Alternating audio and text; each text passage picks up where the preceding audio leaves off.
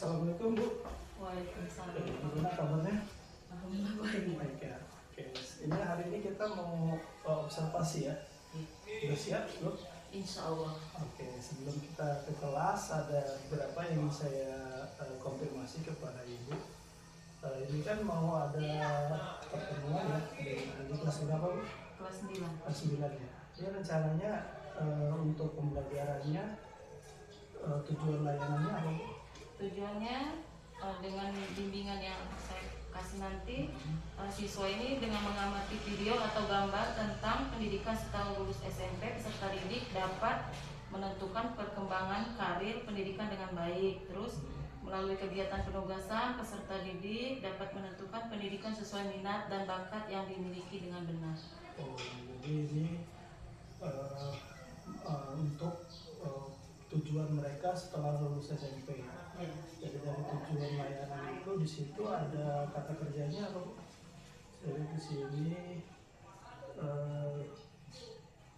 mengamati ya. Kemudian ini ada penugasan juga ya.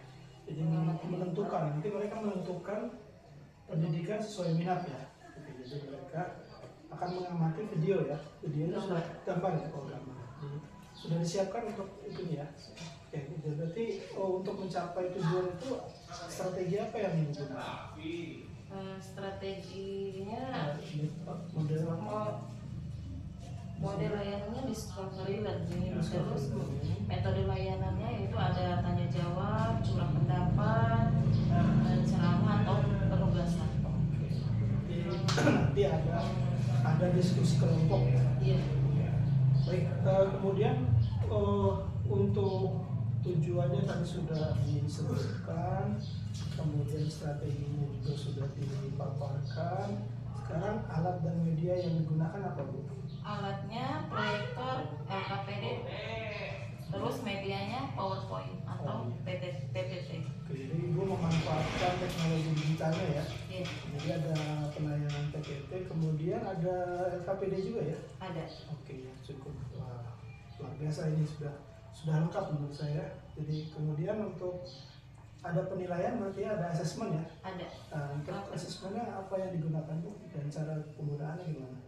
Asesmen yang saya gunakan yaitu asesmen asal learning atau penilaian proses. Jadi mereka pas kerja kelompok kita ada penilaian, mengamati kedisiplinan, terus dalam diskusi, keaktifan dalam diskusi, menghargai pendapat kawan, serta ada kerjasama enggak dari kelompok itu sendiri. Ya, baik, sangat luar biasa. Saya apresiasi persiapan Ibu ini sudah cukup maksimal. Saya jadi penasaran nih gimana nanti di kelasnya. Iya. Oke, sudah siap Bu? Insya Allah. Oke, kelasnya.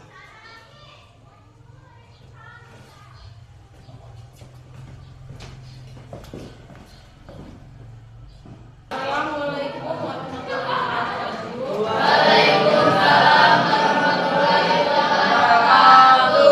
Apa kabarnya hari ini anak-anak? Baik, alhamdulillah ya. Kita beli kesehatan. Siapa yang nggak masuk hari ini? Semua. Alhamdulillah, berarti kita diberi kesehatan sehingga kita bisa masuk sekolah semua ya.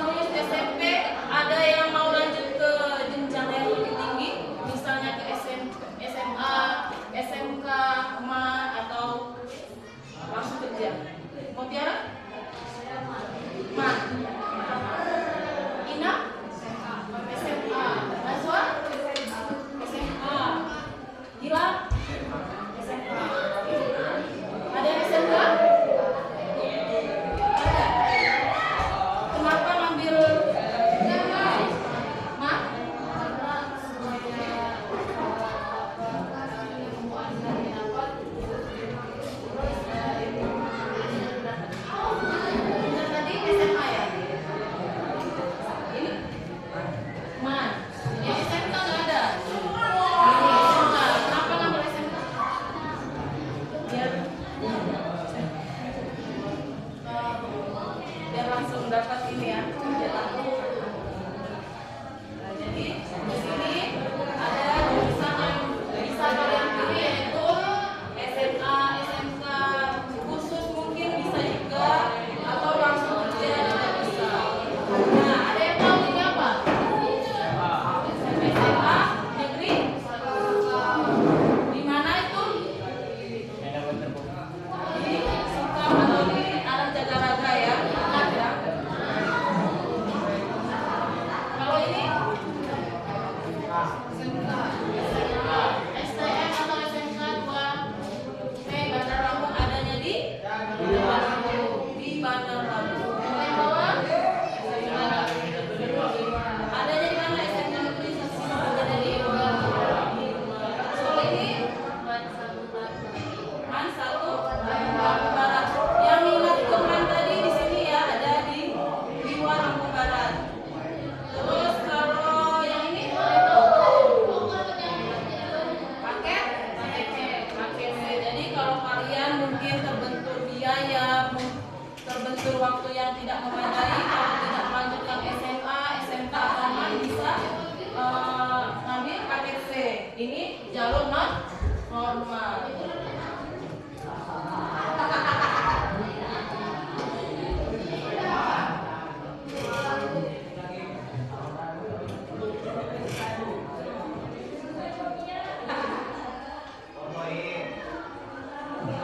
Sebelum kita lanjut ke pembahasan, ada baiknya Ibu ada LKPD.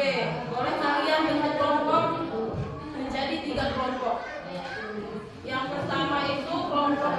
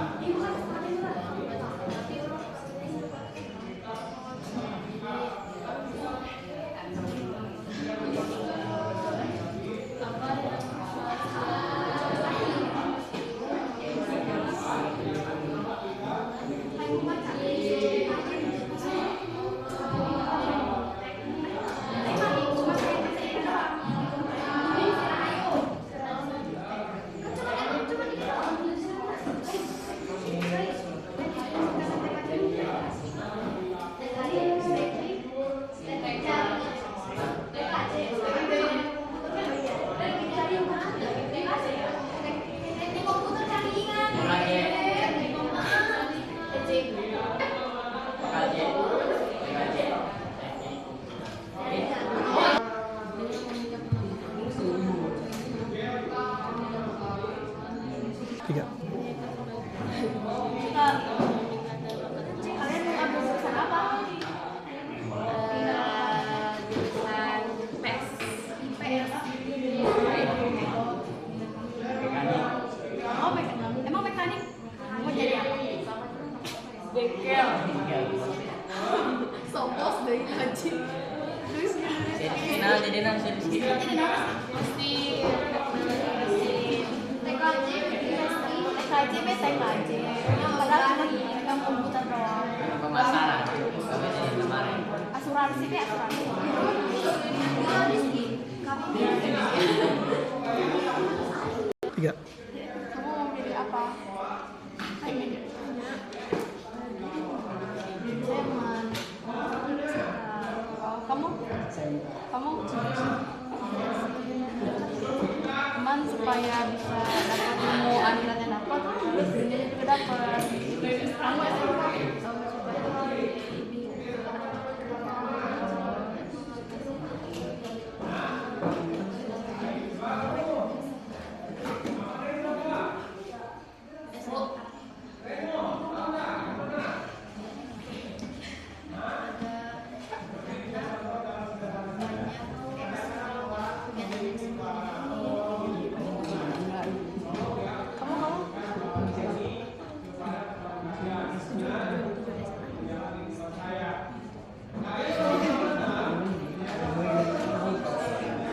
Tiga.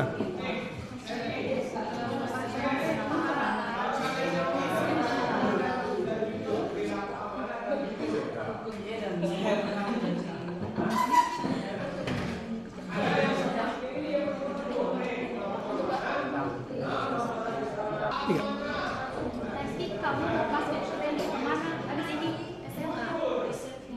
Mengambil jurusan IPS. Saya juga SMA mengambil jurusan IPS. SMK dia. Otomatis. Jurusan otomatis. Terus ini Suka.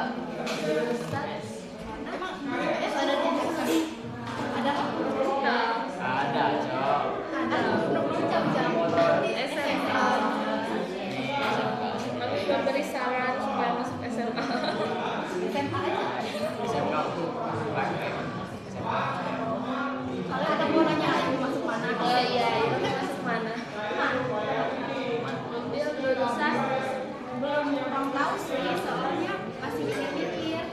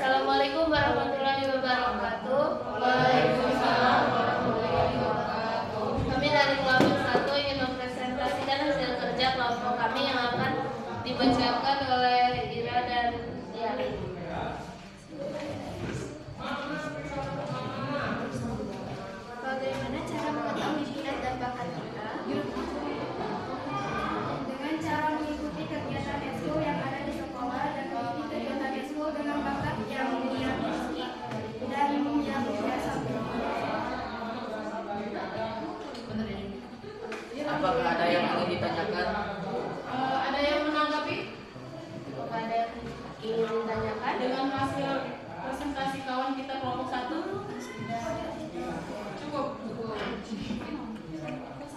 Sekian dari kami. Assalamualaikum warahmatullahi wabarakatuh.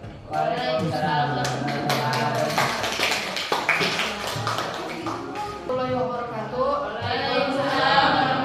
wabarakatuh. Kami dari kelompok 2 akan mempresentasikan hasil kerja kelompok kami yang akan dibacakan oleh Anissa dan Nova.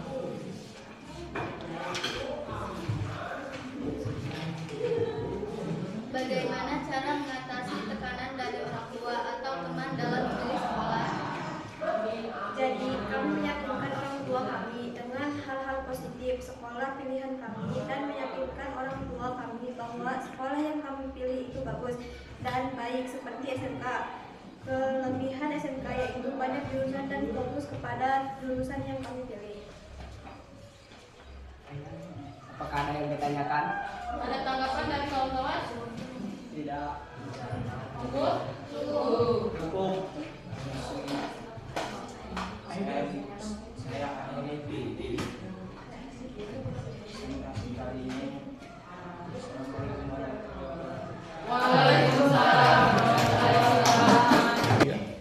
Assalamualaikum warahmatullahi wabarakatuh. Waalaikumsalam warahmatullahi wabarakatuh. Kami dari kelompok 3 mempresentasikan hasil dari diskusi kelompok kami yang akan dibacakan oleh Sapitri dan Rodia.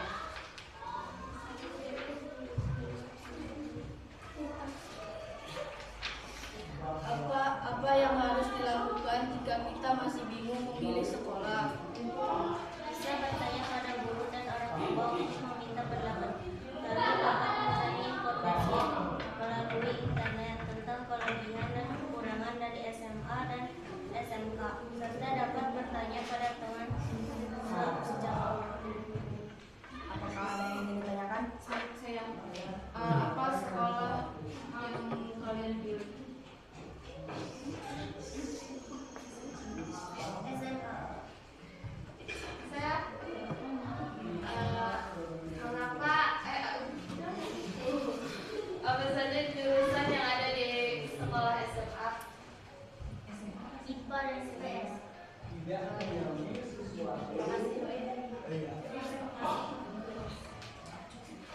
Cukup apa ada yang ditanyakan lagi? Cukup.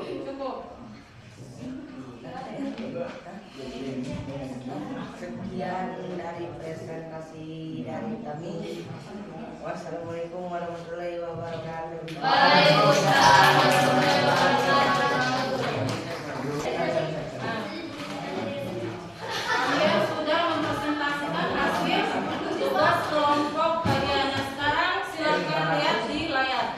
Sekolah menengah atas atau SMA. Sekolah menengah atas ini adalah jenjang pendidikan yang fokus pada pembelajaran akademis. Terus kurikulumnya di SMA ini menawarkan berbagai jurusan seperti IPA, IPS, dan bahasa. Masing-masing jurusan ini memiliki mata pelajaran yang berbeda dan mempersiapkan siswa untuk ujian nasional serta melanjutkan ke perguruan tinggi. Keuntungan dari SMA ini yaitu lulusan SMA memiliki kesempatan yang lebih besar untuk melanjutkan ke perguruan tinggi dan mendapatkan gelar akademis. Prospek karirnya yaitu banyak profesi yang membutuhkan pendidikan SMA sebagai syarat dasar seperti dokter, insinyur, dan guru. Sekolah menengah kejuruan atau SMK. Sekolah SMK ini memberikan pendidikan yang lebih terfokus pada keterampilan praktis. Jurusan di SMK yaitu terdiri dari teknik mesin, kesehatan, akuntansi, dan pariwisata. Kelebihan dari SMK ini yaitu seringkali langsung siap bekerja di industri tertentu karena memiliki keterampilan praktis yang dibutuhkan. Terus peluang kerja, banyak perusahaan yang mencari lulusan SMK ini karena mereka sudah terlatih dalam bidang tertentu. Madrasah Aliyah atau MA. SMA, namun dengan penekanan pada pendidikan agama Islam. Fokusnya menggabungkan ilmu umum dengan pendidikan agama Islam. Cocok untuk kita atau kalian yang beragama Islam dan ingin mendalami agama sambil tetap belajar ilmu umum. Nah, yang terakhir ini yaitu pendidikan setara non formal atau paket C. Program paket C ini adalah alternatif pendidikan yang setara dengan SMA. Kelebihannya fleksibilitas dalam waktu dan tempat belajar. Program ini cocok bagi mereka yang ingin belajar dengan cara yang berbeda. Prosesnya, siswa yang mengikuti program ini tetap dapat memperoleh ijazah yang diakui secara resmi.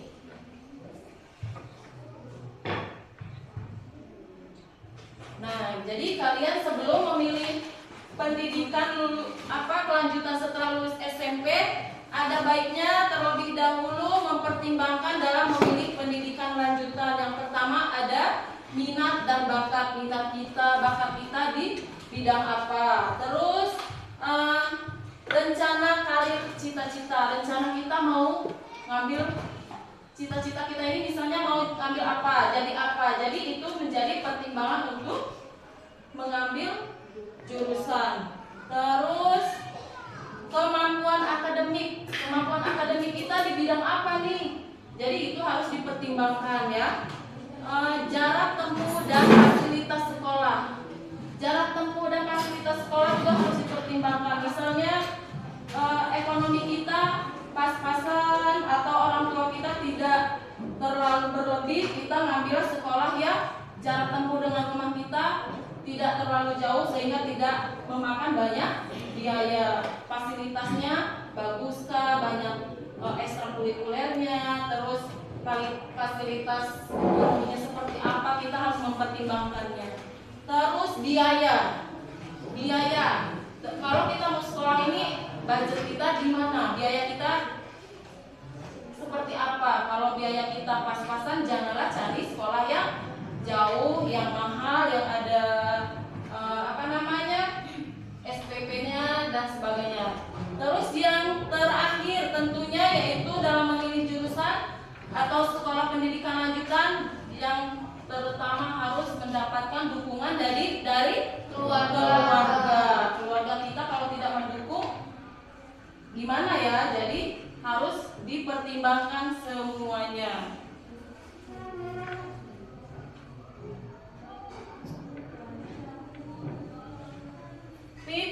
Tips membuat keputusan. Yang pertama yaitu konsultasi, bicarakan dengan orang tua, guru BK atau guru sekolah untuk mendapatkan masukan dan saran. Jadi konsultasi nih ke orang tua, ke guru, ke teman sejawat, gimana nih kalau mau ngambil ke jurusan yang kita minati. Terus riset, cari informasi sebanyak-banyaknya tentang sekolah yang menjadi pilihan. Kita bisa mencari informasi ini dari lingkungan, dari teman, dari internet. Banyak ya, kita cari informasi sebanyak-banyaknya sebelum kita memasuki atau mengambil jurusan yang kita akan ambil. Terus keuntungan kunjungan sekolah. Jika memungkinkan, kunjungi sekolah yang menjadi pilihanmu dan untuk melihat langsung secara suasana dan fasilitasnya seperti apa. Jika memungkinkan, kalian boleh nih kunjungi sekolah yang akan kalian pilih. Terus ikuti tes masuk. Jika ada, ikuti tes masuk dengan serius untuk mengukur kemampuanmu. Terus jangan terburu-buru. Ambil waktu untuk berpikir matang-matang sebelum membuat keputusan. Karena kalau kita mengambil keputusan terburu-buru, hasilnya juga tidak maksimal. Jadi pikirkan nih secara matang. Dari bimbingan yang Ibu berikan hari ini, ada yang dapat menyimpulkan? Jadi kesimpulannya, melanjutkan pendidikan penting. Setiap pilihan pendidikan memiliki kelebihan dan tantangannya sendiri. Dengan mempertimbangkan minat, bakat, tujuan karir, kalian dapat membuat keputusan yang tepat untuk masa depan. Pendidikan yang baik akan membuka banyak peluang dan membantu mencapai cita-cita. Nah, jadi kita sudah membahas tentang sekolah lanjutan. Apa tadi? Sekolah lanjutan setelah lulus SMP. Layanan bimbing melanjutkan pendidikan setelah lulus SMP. Sekarang kalian sudah mengetahui pendidikan apa saja yang dapat ditempuh setelah kalian lulus SMP dan bagaimana mempertimbangkannya serta memutuskan pilihan kalian sesuai minat dan bakat serta kemampuan kalian.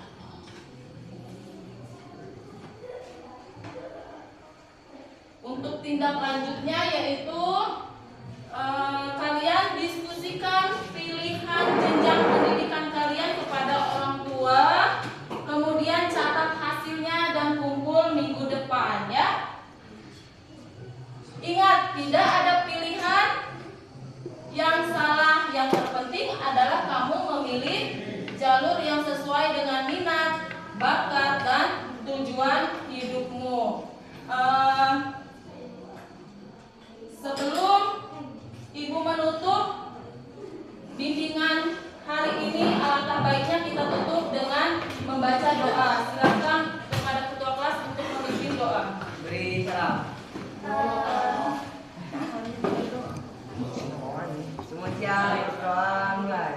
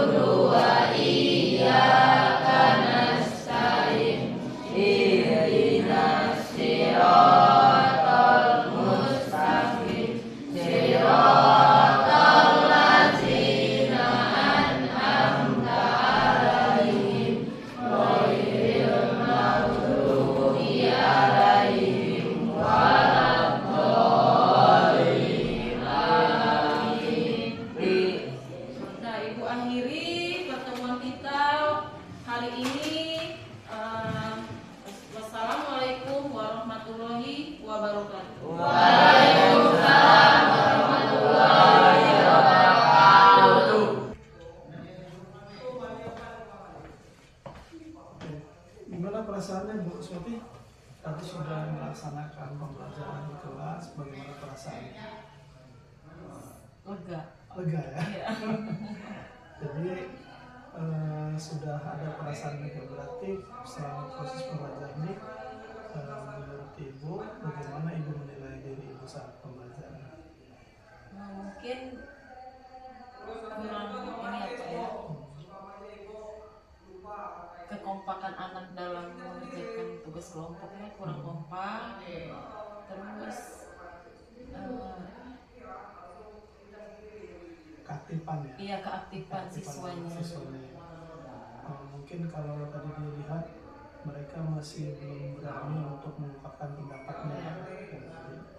Nah, itu menurut Ibu bagaimana solusinya menurut Ibu? Mungkin dengan cara bimbingan lebih mendekat lagi. Kalau ada diskusi seperti itu, alangkah baiknya kalau ada kerjasama di antar kelompok, terus ada timbal balik dengan kelompok yang sedang mempresentasikan hasil mereka. Mungkin perlu banyak latihan ya, Iya. perlu sering-sering maju gitu ya. Itu catatan dari ini mungkin nanti kita sampaikan di forum refleksi.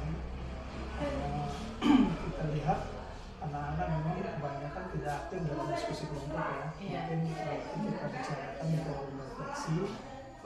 Kalau solusi lagi diberikan pengen terus ya untuk mereka maju ya untuk melakukan depresi. Terus tapi secara umum saya mengapresiasi apa yang sudah dilakukan. Jadi saya sudah mengikuti proses pembelajaran yang ibu laksanakan itu sudah saya amati dan saya anggap itu sudah cukup luar biasa. Jadi sekarang saya mau menyampaikan hasil observasi saya, tidak apa-apa Bu? Iya, silakan Pak.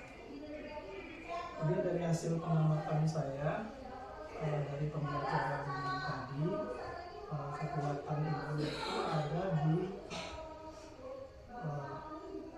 ibu tadi sudah menggunakan pemanfaatan digital dalam pembelajaran. Jadi itu sungguh membantu sekali. Jadi mereka tampak terlihat antusias ketimbang hanya semua melihat ke atas ya. Iya. Jadi ketika ditampilkan tayangan PPT itu membuat anak-anak termotivasi juga untuk melakukan diskusi. Kemudian ibu juga tadi saya catat ibu menghubungkan pengetahuan baru dengan pengetahuan sebelumnya. Jadi sebelumnya sudah ada bimbingan, kemudian ibu kaitkan dengan bimbingan yang sekarang. Kemudian ibu juga memberikan kebebasan kepada siswa untuk mengeksplor dalam diskusi kelompok dan kerjasama.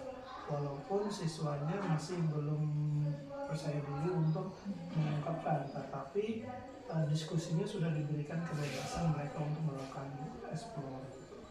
Nah itu yang kekuatan ibu. Kalau untuk yang perlu ditingkatkan, sebenarnya ini sama dengan guru-guru yang lain, karena kan di pembelajaran mendalam itu kita harus melibatkan ada kemitraan dengan orang tua murid. Tapi itu biasanya untuk pembelajaran yang berbasis proyek. Ya. Jadi mungkin nanti ini jadi catatan kita di forum refleksi kita nanti, karena hampir sebagian dulu belum melaksanakan juga. Jadi ini catatan. Oke, mungkin itu yang bisa saya sampaikan secara umum. Ibu sudah mendapatkan dari kasih ya. Iya Pak. Terima kasih Pak ya. Oke. Assalamualaikum.